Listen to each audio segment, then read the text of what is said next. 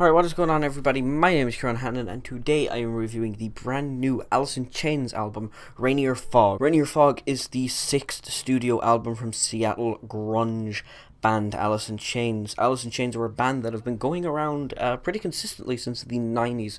This is, of course, their sixth studio album and their third with their brand new vocalist William Duvall, who obviously replaced after Lance Stanley's death back in 2002 when the band were on a bit of a hiatus. But for a band like Alice in Chains to still be going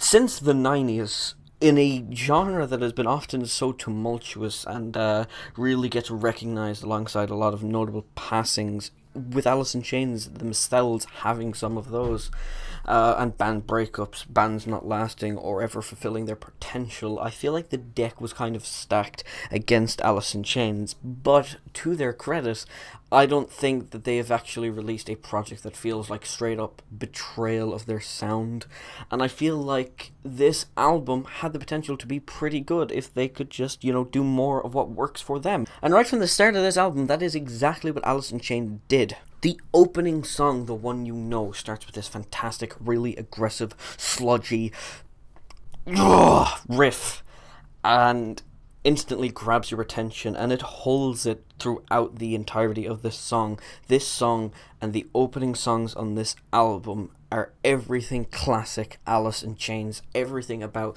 those massive Alice in Chains songs that everybody knows, like Man in a Box and Wood, songs like that, and this perfect marriage together.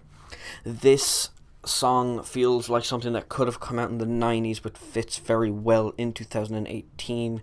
William Duvall, the harmonies, everything works perfectly together. As I said, that riff is fantastically catchy.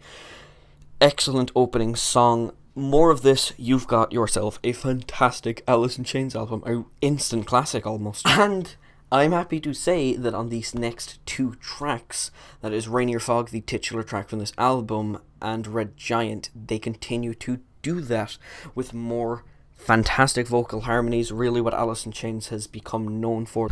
This really feels like Alice in Chains' bread and butter is these vocal harmonies, and they just work so well on these first three tracks. It feels like something that's almost too easy. But I do feel like, despite these first three tracks being really heavy, sludgy, really well written, and everything you want in your classic Alice in Chains music, the album fails to follow these three songs up with more stuff that complements it. I feel on the rest of the album they get progressively less heavy, there's more acoustic tracks thrown in there. I'm not saying that, just changing things up is bad, because I feel like it's necessary. You need to do enough interesting things to keep the album interesting. You couldn't have had a load more of just the first three songs. You couldn't have made that 10 songs and had a good album, but I feel like they just went way too far in the other direction to make this a album that is going to hit home and stay there. I don't think this is a classic album by any stretch, but it isn't a bad album, because I feel like over these next 7 tracks, while it gets slower, but also dragged out a lot more, I feel like there isn't bad songs or songs that feel like they shouldn't be here. It just feels like every song just goes on a minute or two too long. We get to the final track and it clocks in at over 7 minutes, and you just feel like this song didn't need to be 7 minutes, because it would have been fine at 3. This is a 10-track affair that clocks in at like 54 minutes. It's not 54 minutes that always feels like it was perfectly spent. I feel like I'm being way too hard on these tracks at times, because there isn't actually a bad track on this album, but the first 3 tracks were great, and everything else is just okay. And I really can't summarize the album up any better than that, because that's exactly how I feel. Like, you have 3 great songs, everything else is just too slow, not aggressive enough. The first 3 tracks are the best written ones. There is elements of grunge throughout the rest of the album, but that pops up very sporadically. So to summarize, the first 3 songs, like I said, are great, heavy, grungy, slushy songs. The rest of it feels slower, more sporadic, and just doesn't hit home. It just doesn't have the character. But no bad songs on this album. It just feels like... So I will give this album a 7 out of 10. Simply because none of the cuts are bad. A lot of them are good. Some of them are great. That's what's so frustrating.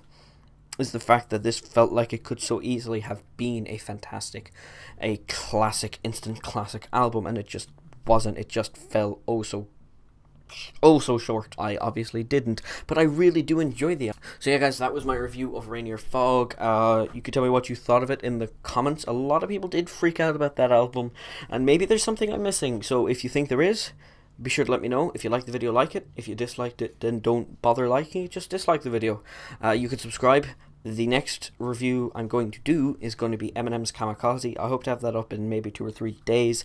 I do want to make a video on my vinyl collection, but I have some records coming. I have some records on the way that I want to show off in that video as well. So they're on the way. So when they get here, I'm going to record that video and maybe make it into 2 or 3 parts, because I do have a lot of records I want to go through, and some of them that I want to talk about at length. So if you're excited to see that, subscribe. And, you know, like, dislike, all that stuff that I just told you. I will leave my Twitter there. If you want to recommend anything, the comments here or on my Twitter. Twitter, I do recommend. It's the easiest way to keep up with me. And, yeah, thanks for watching, guys. Peace.